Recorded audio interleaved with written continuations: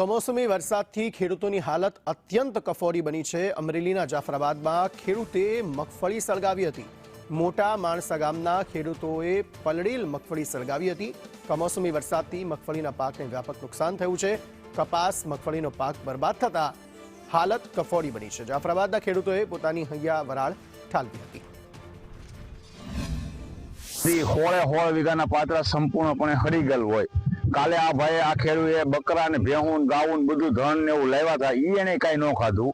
આજે એ લોકો હળગાવવા આવ્યા તો અંદરથી બધું ગારા જેવું છે, હળગતું નથી તો હળગાવ્યા છે પાત્રા, બરોબર। એટલે આ ખેડૂને લાખો રૂપિયાનું નુકસાન છે। આ ભાઈને નુકસાન તો છે જ, પ્લસ એની ઘરે માલ ઢોર હોય એના માટે પશુનો સારો 1 પણ રૂપિયાનો સારો એની પાસે એક જરીકે નથી રહ્યો, બધો પલળી ગયો છે।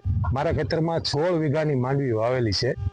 એમાં મેં 1.5 થી 2 લાખ રૂપિયાનો ખર્ચો કરેલ છે અને જે પાક મારે સંપૂર્ણપણે આજે વરસાદથી નુકસાન થયેલ છે, તો એના માટે મારે આ અત્યારે પાથરા મેં હળગાવેલા છે પણ એ હળગતા નથી અને એના માટે જે કાઢવાનો ખર્ચો મારે અલગથી થાય એમ છે।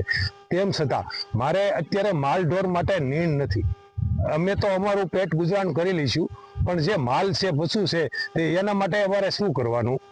એટલે જો આ સરકારને તમે સહાય આપો એમ કરો છો, પણ હજી આપતા નથી।